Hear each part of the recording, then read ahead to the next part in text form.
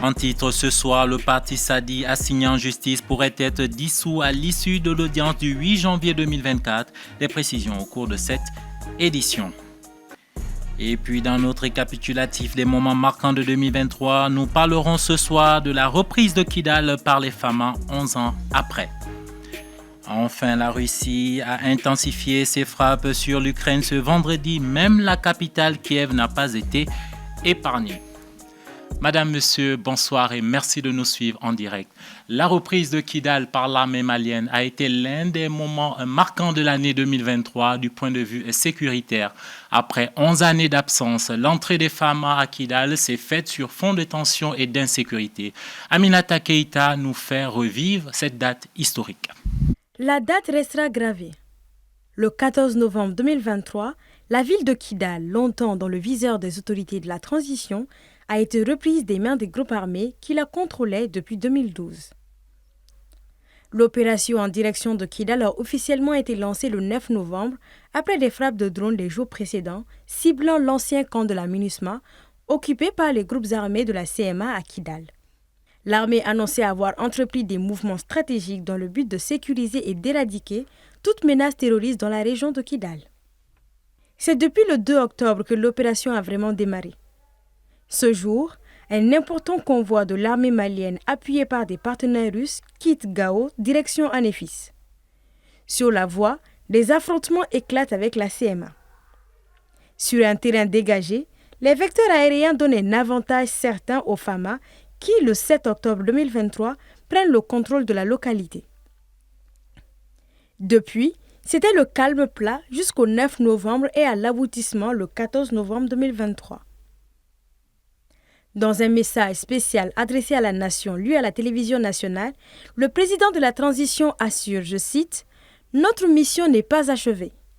Je rappelle qu'elle consiste à recouvrer et à sécuriser l'intégrité du territoire sans exclusive aucune. » Fin de citation. À l'annonce de la reprise de la ville de Kidal, les Maliens sur presque tout le territoire ont exprimé leur joie. Alors que les principaux chefs de la CMA ont quitté la région ainsi qu'une grande partie de la population une semaine après l'entrée des Fama à Kidal, El Hadj Aggamou est nommé nouveau chef de l'exécutif.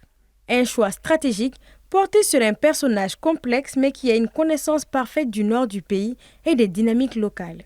Qui viennent, Inch'Allah, dès que je m'installe les services à Kidal, je vais tout faire dans l'intérêt général de la population de la région de Kidal, de faire venir tous les services sociaux de base et que la population de Kidal, qui a été trop fatiguée par l'insécurité de tout genre que tout le monde connaît, et que cette population revient dans sa région, chez eux, et que cette région soit une région normale, comme toutes les régions de la République du Mali.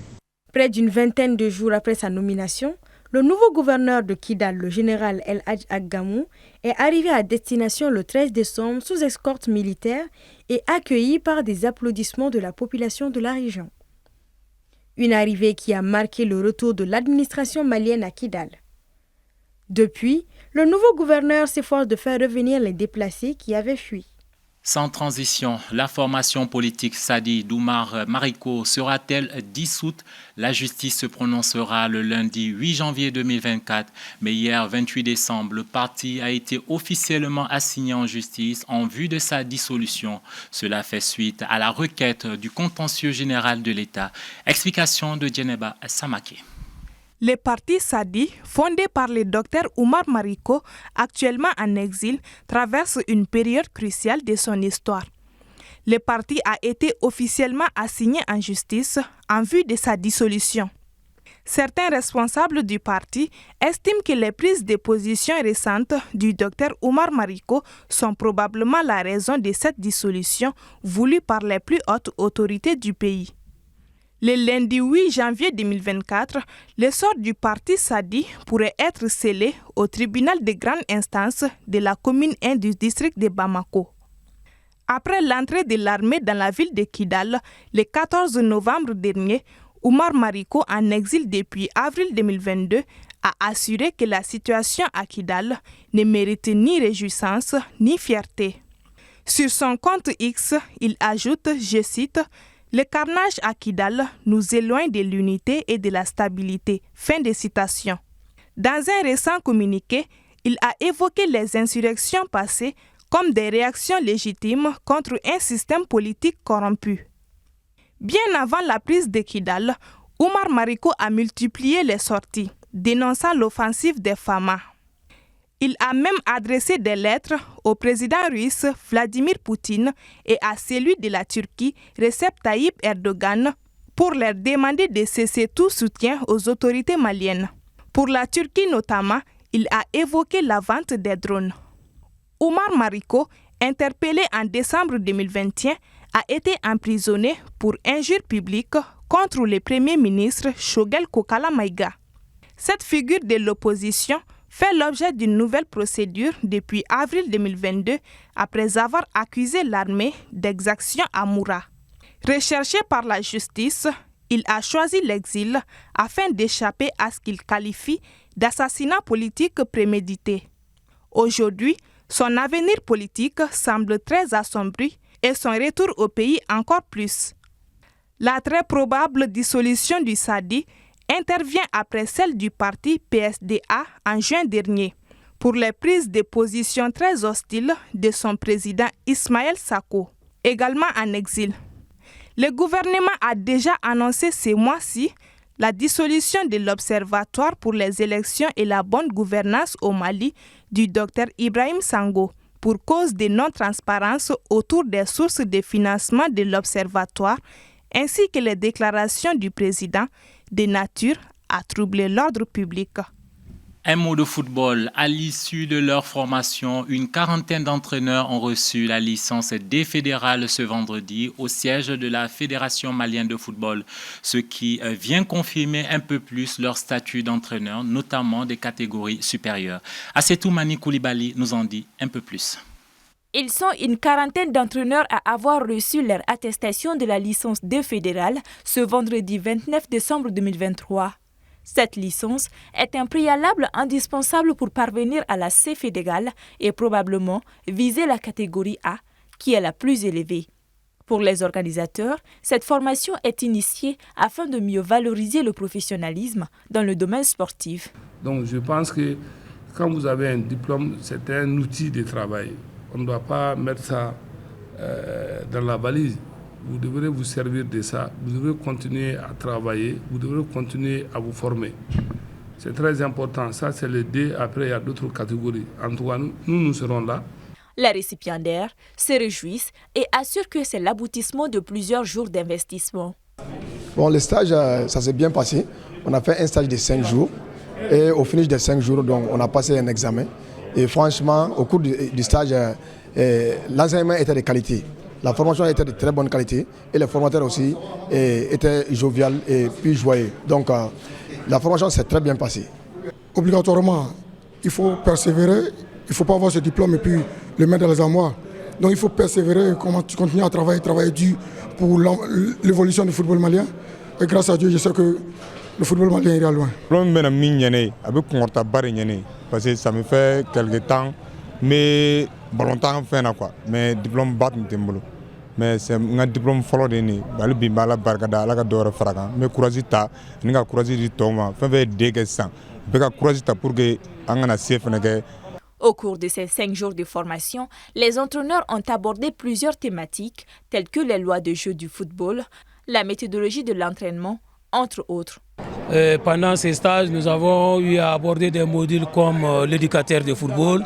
Nous avons eu à aborder des modules comme la séance d'entraînement du football de base, les caractéristiques de l'enfant, les dimensions et les lois du jeu du football de base. Nous avons eu à aborder aussi des thèmes comme les procédés d'entraînement, comme la méthodologie de l'entraînement. Les récipiendaires, qui sont pour la plupart des anciens footballeurs, visent désormais la licence C fédérale. En bref, le gouverneur du district de Bamako a dit non au sitting devant l'ambassade d'Algérie qui était prévu ce vendredi par la plateforme Malideou. Il l'a fait savoir aux intéressés via un communiqué hier jeudi. D'après le gouverneur, cette décision est motivée par des préoccupations liées au risque potentiel de perturbation de l'ordre public. Pour rappel, la plateforme Malideou avait demandé l'autorisation de tenir un sitting devant l'ambassade d'Algérie en soutien aux autorités de la transition en froid diplomatique avec l'Algérie depuis une semaine. Les deux pays ont rappelé leurs ambassadeurs respectifs. Dans l'actualité hors du continent, en Ukraine, plusieurs villes, dont Kiev, la capitale, ont été la cible de frappes russes ce vendredi 29 décembre. À la mi-journée, le procureur général ukrainien a déclaré que ces frappes ont fait 16 morts et 97 blessés. Récit d'Aïssata Mega. Les frappes russes lancées ce vendredi ont fait au moins 16 morts et environ 97 blessés dans plusieurs régions du pays.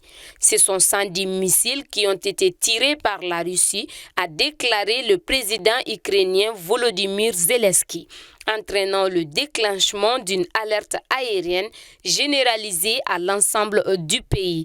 Plusieurs villes ont été ciblées, notamment Kiev, Kharkiv au nord-est, Lviv à l'ouest et Odessa au sud.